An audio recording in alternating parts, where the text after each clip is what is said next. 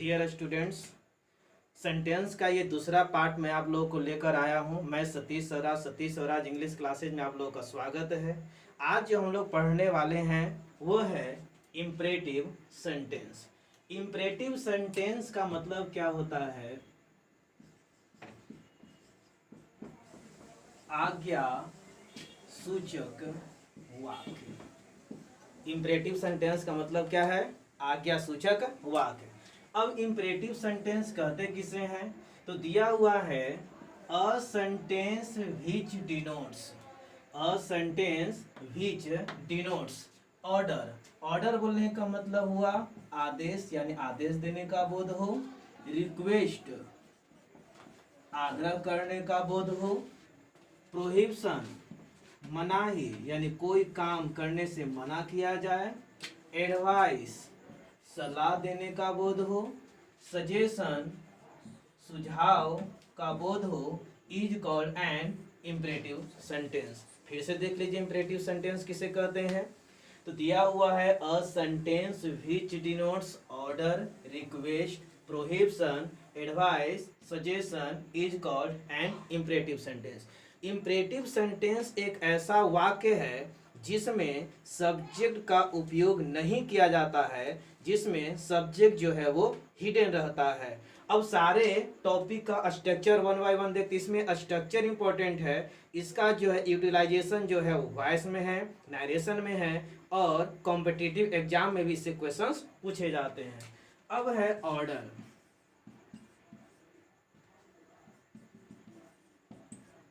Order का structure जो होता है वह V1 प्लस ऑब्जेक्ट या कॉम्प्लीमेंट। ये जब भी शुरू होगा तो V1 से शुरू होगा, इसके बाद ऑब्जेक्ट या कॉम्प्लीमेंट होंगे। और ऑब्जेक्ट और कॉम्प्लीमेंट में क्या अंतर है यह आप लोगों के पहले के वीडियो में बताया जा चुका है। अब इसका एग्जाम्पल देख सकते हैं। कम हेयर, यहाँ आओ। गो देयर, वहां जाओ। ओपन द डोर, दरवाजा खोल दो। तो आप देख सकते हैं कि इसमें सब्जेक्ट नहीं है। 5 सेंटेंस में से असर्टिव सेंटेंस ही एकलौता ऐसा सेंटेंस है जो सब्जेक्ट से शुरू होता है। तो ऑर्डर का स्ट्रक्चर क्या हुआ? V1 प्लस ऑब्जेक्ट या कॉम्प्लीमेंट। अब ऑर्डर के बाद बारी है रिक्वेस्ट। अब हम कैसे जानेंगे कोई सेंटेंस रिक्वेस्ट का है? तो अगर सेंटेंस में प्लीज या काइंडली लगा हो, और अगर सेंटेंस में प्लीज या काइंडली लगा हो प्लस V1 या ऑब्जेक्ट और कॉम्प्लीमेंट। अगर सेंटेंस में प्लीज और काइंडली लगा हो, ये जरूरी नहीं कि प्लीज और काइंडली पहले ही होगा, वो सेंटेंस के लास्ट में भी हो सकता है। और अगर सेंटेंस में प्लीज और काइंडली लगा है तो रिक्वेस्ट का सेंटेंस, और जब रिक्वेस्ट है तो इम्परेटिव सेंटेंस। फॉर एग्जाम्पल, अब एग्जाम्पल भी देख सकते हैं। Please help me, kindly give me a pen,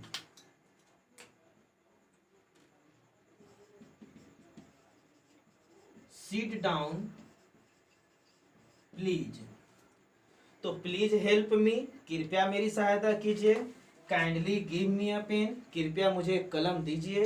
sit down please, कृपया बैठ जाइए। तो यहाँ प्लीज जो पहले है, यहाँ प्लीज बाद में है, तो इसमें कोई डिफरेंस नहीं है। प्लीज या काइंडली पहले हो या लास्ट में हो, वो रिक्वेस्ट के सेंटेंस होंगे। और रिक्वेस्ट बोलने का मतलब क्या हुआ? इम्परेटिव सेंटेंस हुआ।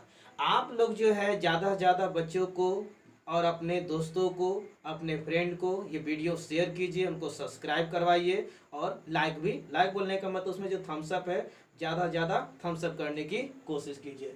अब है प्रोहिबिशन। अब प्रोहिबिशन का स्ट्रक्चर क्या है? तो प्रोहिबिशन है, तो प्रोहिबिशन मतलब होता है मनाही। मनाही यानी कि इसमें लगा हुआ रहेगा डोंट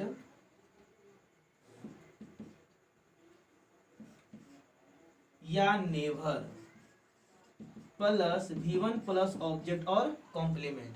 अगर सेंटेंस में डोंट या नेवर लगा हो तो उसे प्रोहिबिशन यानी कि मनाही वाला सेंटेंस कहते हैं। ये भी एक प्रकार का इंपरेटिव सेंटेंस है। For example, don't go there, वहां मत जाओ। नेवर टेल अ लाई, झूठ मत बोलो, कभी मत बोलो। डोंट टीज मी, मुझे तंग मत करो। तो सेंटेंस में डोंट या नेवर लगा हो, don't oblique never plus V1 plus object या कॉम्प्लीमेंट, तो ये प्रोहिबिशन के स्ट्रक्चर्स हैं। अगर सेंटेंस में डोंट या नेवर लगा होगा तो इसे प्रोहिबिशन वाले सेंटेंस यानी इंपरेटिव सेंटेंस कहा जाता है। अब है एडवाइस। अब देखिए, एक है एडवाइस और एक है एडवाइज, जिसका चर्चा आप लोग के नाउन के वीडियो में किया गया है। एडवाइस और एडवाइज में अंतर यह है कि एडवाइस मतलब होता है सलाह, और यह है एक प्रकार का नाउन जिसमें एस या एस का उपयोग नहीं किया जाता है। इसे अनकाउंटेबल मानते हैं, कभी भी इसमें एस या एस का उपयोग नहीं करेंगे।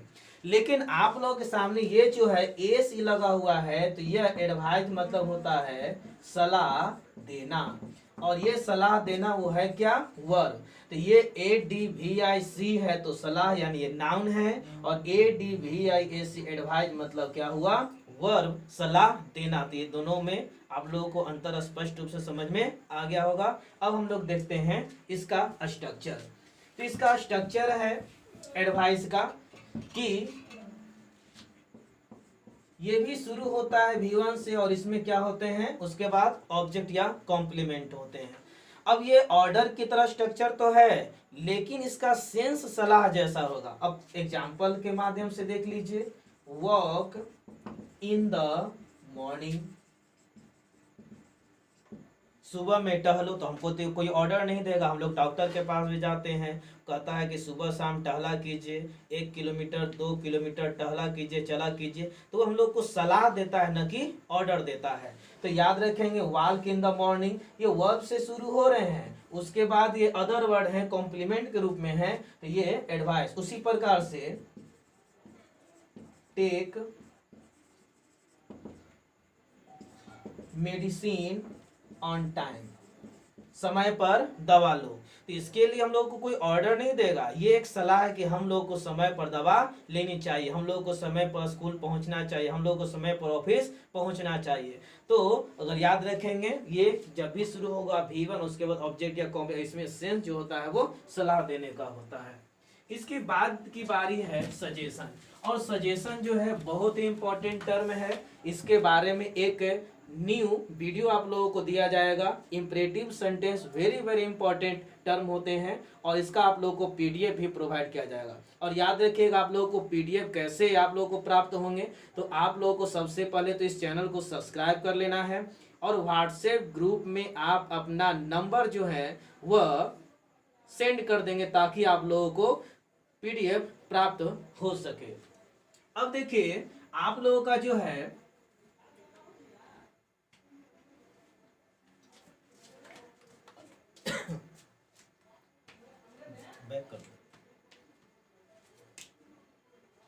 अभी हम लोग इंपरेटिव सेंटेंस के बारे में चर्चा करेंगे।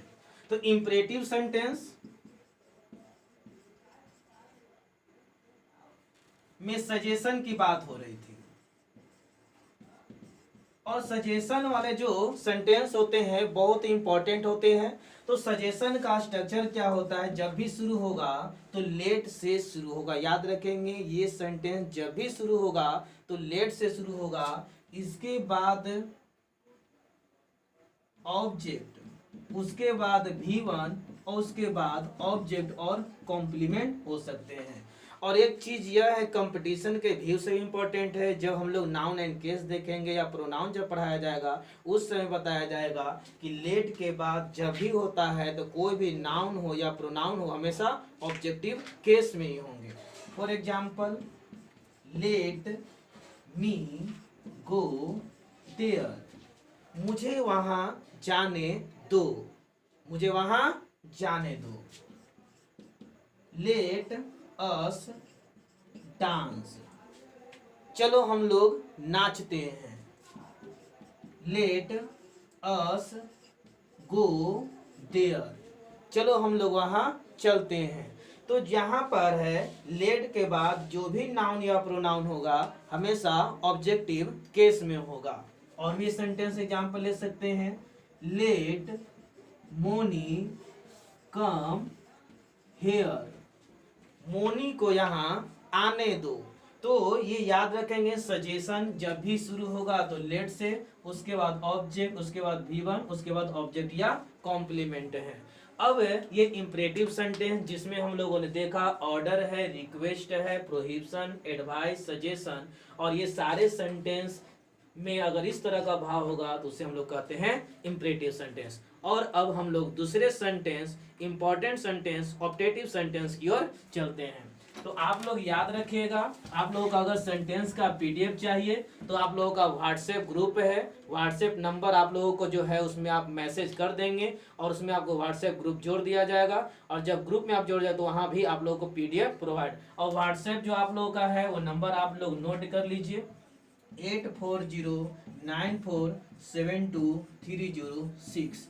इस पर आप लोग हैं अपना क्लास और अपना नाम, और आप लोग उसमें इस तरह से, अगर आपका व्हाट्सएप नहीं है तो आप कॉल भी कर सकते हैं, किसी तरह से कांटेक्ट कर सकते हैं और आपको PDF प्रोवाइड किया जाएगा। अब देखते हैं हम लोग ऑप्टेटिव सेंटेंस। अब ऑप्टेटिव सेंटेंस होता क्या है? ऑप्टेटिव सेंटेंस मतलब होता है इच्छा सूचक वाक्य।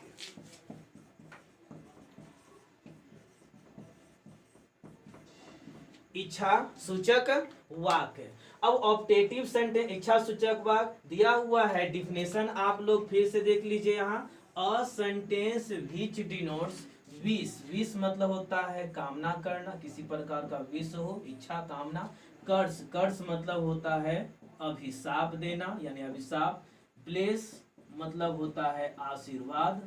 और प्रे, प्रे मतलब हुआ प्रार्थना। यानी कि वैसा सेंटेंस जिससे कामना करने का बोध हो, अभिशाप का बोध हो, किसी को आशीर्वाद देने का बोध हो, किसी तरह का प्रार्थना करने का बोध हो, तो ऐसे सेंटेंस को हम लोग बोलते हैं ऑप्टेटिव सेंटेंस।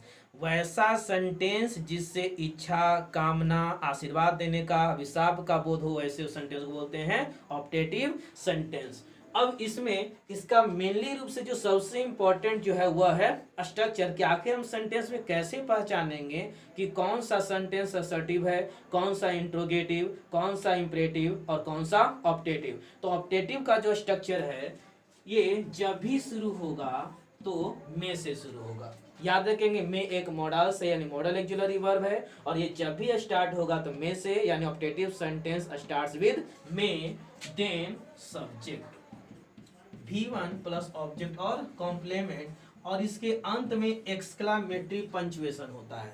अगर एक्सक्लामेटरी पंचुएशन न हो करके अगर इंट्रोगेटिव पंचुएशन आ गया तो वह ऑप्टेटिव सेंटेंस न हो करके इंट्रोगेटिव सेंटेंस हो जाएगा। For example, may I go out, और इसके बाद यहाँ पर इंट्रोगेटिव पंचुएशन दिया हुआ है। तो यहाँ पर इंट्रोगेटिव पंचुएशन जो है इंट्रोगेटिव सेंटेंस में होते हैं, ना कि ऑप्टेटिव सेंटेंस है। अब यहाँ पर ये नहीं कि सर मैं तो यहाँ से भी स्टार्ट हो रहा है, मैं यहाँ भी है, तो हमको लास्ट वाले पोर्शन पर भी देखना है कि अगर एक्सक्लामेटिव पंचुएशन है तो ऑप्टेटिव सेंटेंस, और इंट्रोगेटिव पंचुएशन है तो इंट्रोगेटिव सेंटेंस। तो हम लोग इंट्रोगेटिव सेंटेंस की चर्चा पहले कर चुके हैं। अब हम लोग देख रहे हैं ऑप्टेटिव सेंटेंस। तो में से स्टार्ट होगा, उसके बाद सब्जेक्ट, V1 प्लस ऑब्जेक्ट या complement. For example, may you live long, भगवान करे तुम दीर्घायु हो, भगवान करे राम जी का कृपा हो, हनुमान जी का कृपा हो, लक्ष्मण जी का कृपा हो, ठाकुर जी का कृपा हो, जिस किसी का भी कृपा हो, तुम लंबी उम्र तक जियो। तो एक प्रकार का है जो आशीर्वाद दिया जा रहा है। उसी प्रकार से मे ही डाई सून, भगवान करे वो जल्दी मर जाए, अभिशाप दिया जा रहा है तो optative sentence. May he get a job, भगवान करे उसे एक अच्छी नौकरी लग जाए। तो ऐसे सेंटेंस जो मेन से स्टार्ट होगा और अंत में एक्सक्लामेटरी पंक्चुएशन होगा, तो ऐसे सेंटेंस को कहा जाता है ऑप्टेटिव सेंटेंस। तो ऑप्टेटिव सेंटेंस में ज़्यादा कुछ है नहीं, बस आप लोगों को ऑप्टेटिव सेंटेंस ये याद रखना है कि इसमें बीस, कर्स, ब्लेस और प्रे का बोध होगा, और ये जब भी स्टार्ट होगा तो में से और अंत में क्या होगा, एक्सक्लामेटरी पंक्चुएशन। आप लोग जो है अगर कोई भी प्रॉब्लम हो तो कमेंट्स बॉक्स में या व्हाट्सएप ग्रुप जो है पर्सनली उसमें आप बात कर सकते हैं कि कोई भी टॉपिक में अगर कोई प्रॉब्लम हो तो आप वहां पर उसे लिख कीजिए। और अगर ये वीडियो आप लोगों को समझ में आता है, पसंद आता है, तो लाइक और शेयर जरूर कीजिए, थम्स अप जरूर करेंगे। अब हम लोग आते हैं एक्सक्लामेटरी सेंटेंस की ओर। अब एक्सक्लामेटरी सेंटेंस क्या होता है, अब उसकी चर्चा हम लोग करेंगे। एक्सक्लामेटरी सेंटेंस, इसका मतलब होता है विस्मयादि बोधक वाक्य, वैसा वाक्य जो आपको विस्मय कर दे, आप सोचने पर मजबूर हो जाओ, यानी वैसा बात, वैसा सेंटेंस जिसके बारे में, वैसा एक्शन जिसके बारे में पहले से आपको मालूम नहीं था, और आपको जब ये पता चला और आपके मुंह से, आपके दिल से, दिमाग से कुछ ऐसे शब्द आते हैं, और वैसे शब्दों को ही एक्सक्लेम वर्ड कहते हैं, और वैसे वाक्य को ही कहा जाता है एक्सक्लामेटरी वाक्य यानी सेंटेंस। अब देखिए दिया हुआ है, इसका डिफिनेशन कैसे हम लोग देखेंगे। तो दिया हुआ है a sentence, a sentence which denote, यानी वैसा वाक्य जो बोध कराता है सर्टेन एक्सप्रेशन, अचानक की अभिव्यक्ति, अचानक की अभिव्यक्ति यानी कि जिसके बारे में आपको पहले से कुछ मालूम नहीं था, ऐसे एक्सप्रेशन जिसके बारे में आपको पहले से मालूम। फॉर एग्जांपल अगर आप जाते हैं रेलवे स्टेशन पर, बहुत ज़्यादा भीड़ रहता है, और जब बहुत ज़्यादा भीड़ रहता है, पहले से आप एक्सपेक्ट नहीं किए थे, और देखते ही बोलते हैं बाप रे कितनी भीड़ है, तो ये जो वर्ड है वो क्या है, एक्सक्लेम वर्ड है। अचानक जो है हारा हुआ मैच अगर कोई जीत जाता है, लोग खुशी खुशी चीखते हैं, चिल्लाते हैं, वो जो चिल्लाहट है, वो जो शब्द है एक्सक्लेम वर्ड होते हैं।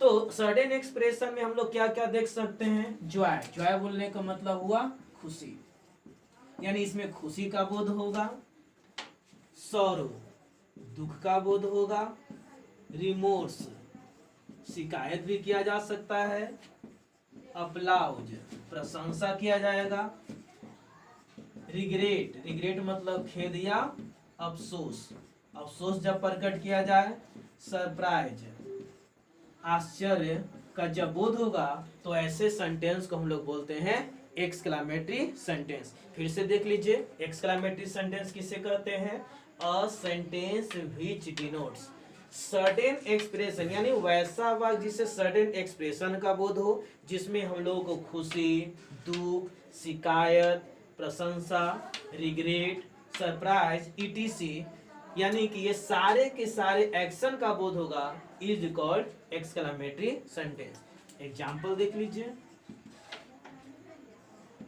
अल्लाह ही इज रूइंड, हे भगवान वो बर्बाद हो गया, ओ सी इज नो मोर, आहा अब वो तो नहीं रही। उसी प्रकार से व्हाट अ बुक, क्या किताब है, व्हाट अ मैन, क्या आदमी है। तो ऐसे सारे सेंटेंस को कहा जाएगा एक्सक्लामेटरी सेंटेंस। और एक्सक्लामेटरी सेंटेंस में, इसमें सब्जेक्ट से कभी भी सेंटेंस शुरू नहीं होंगे, और इसमें क्या है, एक्सक्लेम वर्ड लगा हुआ रहेगा, और लास्ट में एक्सक्लामेटरी पंक्चुएशन होगा, या एक्सक्लेम वर्ड के बाद एक्सक्लामेटरी पंक्चुएशन होंगे। अब सबसे इंपॉर्टेंट एक्सक्लामेटरी सेंटेंस इसका स्ट्रक्चर है। बहुत सारे कॉम्पिटिटिव एग्जाम में एक्सक्लामेटरी सेंटेंस से क्वेश्चन पूछे जाते हैं, और ऊपर से आर्टिकल और ए और एन की भी अगर चर्चा की जाए तो एक्सक्लामेटरी सेंटेंस से क्वेश्चंस पूछे जाते हैं। तो हम लोग अब इसका वेरी वेरी इंपॉर्टेंट जो टर्म है एक्सक्लामेटरी सेंटेंस के स्ट्रक्चर पर हम लोग ध्यान देंगे। नेक्स्ट ध्यान देंगे,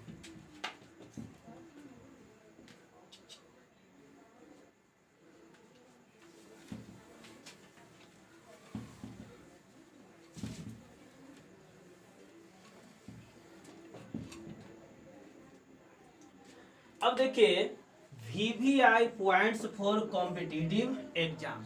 कॉम्पिटिटिव एग्जाम के लिए इस स्ट्रक्चर्स का होना बहुत जरूरी है, वेरी वेरी इंपॉर्टेंट स्ट्रक्चर है। आप इसे नोट कर लेंगे या स्क्रीनशॉट ले लेंगे। दिया हुआ है सबसे पहला जो इम्पोर्टेंट है, वाट अगर स्टार्ट होता है तो याद रखेंगे वाट से स्टार्ट होने वाला हो या हाउ से स्टार्ट होने वाला हो, ये सारे जो सेंटेंस होते हैं वो सरप्राइज के होते हैं, यानी कि इससे सेंटेंस से आश्चर्य का बोध होता है। तो याद रखिएगा कि अगर वाट से शुरू होता है तो इसमें आप लोगों को 3 स्ट्रक्चर दिखाई देंगे और तीनों स्ट्रक्चर वेरी वेरी इंपॉर्टेंट है। तो what plus a oblique and और उसके बाद सिंगुलर कॉमन नाउन, SCN मतलब singular common noun. Common noun ही एक ऐसा नाउन है जिसका सिंगुलर बनाया जाता है, प्लूरल भी बनाया जाता है, यानी कि अगर वाट के बाद ए और एन आया है तो सिंगुलर कॉमन नाउन रहेगा। और ये भी जान लीजिए कि अगर सिंगुलर कॉमन नाउन है तो ए या एन जरूर रहेंगे। फॉर एग्जाम्पल आप देख सकते हैं व्हाट अ मैन, क्या आदमी है, व्हाट अ फिल्म, क्या फिल्म है, व्हाट एन आइडिया, तो मैन है, फिल्म है, ये आइडिया है, ये सारे के सारे जो वर्ड हैं, ये जो नाउन है वह सिंगुलर है और उसके पहले ए या एन का उपयोग किया गया है। अब व्हाट के बाद अगर अनकाउंटेबल नाउन आएगा तो ए या एन का उपयोग यहाँ पर नहीं किया जाएगा। ये नाउन के टॉपिक में आप लोगों को बताया जा चुका है और जब आगे हम लोग नाउन का जो वीडियो लेकर आएंगे उसमें ये बात स्पष्ट रूप से बताया जाएगा कि अनकाउंटेबल नाउन के पहले आर्टिकल ए एन का उपयोग नहीं करते हैं, या प्लूरल कॉमन नाउन रहेगा तो उसके पहले भी ए या एन का उपयोग नहीं करेंगे। तो व्हाट के बाद अनकाउंटेबल नाउन हो सकता है या PCN दिया हुआ है तो plural common noun. For example what flowers, तो अब यहाँ जो फ्लावर्स है तो ये प्लूरल नाउन है, अब प्लूरल नाउन के पहले ए या एन का उपयोग नहीं करेंगे। व्हाट इंटेलिजेंट गर्ल्स, अब यहाँ पर देखिए ये जो गर्ल्स है ये यहाँ पर क्या है, प्लूरल नाउन है, और जब प्लूरल नाउन है तो इसके पहले ए या एन का उपयोग नहीं किया जाएगा। उसी प्रकार से है व्हाट के बाद अगर ऑब्जेक्ट आता है तो व्हाट के बाद ऑब्जेक्ट, उसके बाद सब्जेक्ट, उसके बाद क्या है, वर्ब है। ये अलग तरीके का स्ट्रक्चर आप लोग जब भी देखे होंगे तो ऑब्जेक्ट को आप पहले नहीं देखे, सबसे पहले सब्जेक्ट, सब्जेक्ट के बाद वर्ब, वर्ब के बाद ऑब्जेक्ट। लेकिन एक ऐसा सेंटेंस का स्ट्रक्चर है जिसमें जैसे ही हम लोग एक्सक्लेमेटरी सेंटेंस में व्हाट को पहले करेंगे तो ऑब्जेक्ट पहले आएगा। जैसे what a speech he delivered, या what a present he gave. अब यहाँ देख सकते हैं कि व्हाट अ प्रेजेंट यानी कि ये सब्जेक्ट है, उसके बाद ये गेव ही टू ये वर्ब है, और उसने दिया तो क्या दिया, प्रेजेंट यानी कि गिफ्ट दिया, और ये जो प्रेजेंट है वो क्या है, ऑब्जेक्ट है। तो व्हाट से रिलेटेड जो है वो 3 स्ट्रक्चर आप लोगों के सामने है, वेरी वेरी स्ट्रक्चर, यानी बहुत मोस्ट इंपॉर्टेंट स्ट्रक्चर है। व्हाट के बाद सिंगुलर कॉमन नाउन रहेगा तो ए एन का उपयोग किया जाएगा, व्हाट के बाद अनकाउंटेबल नाउन आएगा ए एन का उपयोग नहीं करेंगे, प्लूरल कॉमन नाउन आएगा ए एन का उपयोग नहीं करेंगे, और व्हाट के बाद डायरेक्ट ऑब्जेक्ट भी हो सकता है। अब व्हाट के साथ साथ जो है अब हाउ का भी कॉन्सेप्ट है कि जब हाउ से क्वेश्चन पूछे जाते हैं तो वो तो इंट्रोगेटिव सेंटेंस है ही, लेकिन हाउ लगा करके एक्सक्लेम वर्ड भी होता है, जैसे यहाँ पर नेक्स्ट सेंटेंस में हम लोग देखते हैं।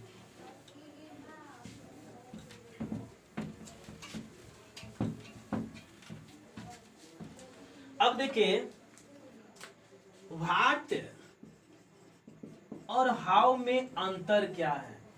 दोनों सेंटेंस एक्सक्लेमेटरी सेंटेंस को रिप्रेजेंट करते हैं और दोनों का दोनों जो भाव है वो सरप्राइज यानी कि किसी को सरप्राइज आश्चर्य करने का बोध कराता है। तो आखिर व्हाट और हाउ में अंतर क्या है, तो जहां व्हाट के बाद आप नाउन का उपयोग कर रहे थे वहीं हाउ के बाद नाउन का उपयोग नहीं किया जाएगा, एडजेक्टिव का उपयोग किया जाएगा। अगर सेंटेंस में दिया हुआ है हाउ अ मैन तो यह सेंटेंस जो है वो रॉन्ग होगा, हाउ अ मैन नहीं होगा। यहाँ पर जो सेंटेंस होंगे व्हाट अ मैन होंगे। तो याद रखेंगे कि व्हाट के बाद आपको किसका, तो नाउन का उपयोग करना है, जबकि एक्सक्लेमेटरी सेंटेंस में हाउ के बाद एडजेक्टिव का उपयोग करना है। आप एग्जांपल देख सकते हैं, हाउ नाइस कितना सुंदर, हाउ हैंडसम कितना खूबसूरत। उसके बाद अगर हाउ के बाद एडजेक्टिव या एडवर्ब है तो वहां पर सब्जेक्ट और वर्ब का उपयोग कर सकते हैं। For example how rudely he spoke, यानी कि उसने कितना ही निर्दयता पूर्वक बात किया। तो ही स्पोक, ही ये सब्जेक्ट है, स्पोक ये V2 वर्ब है, और ये जो बोलने का जो तरीका है वो क्या है, रूडली, यानी कि सेंटेंस में क्रिया का विशेषता बता रहा है तो एडवर्ब हुआ।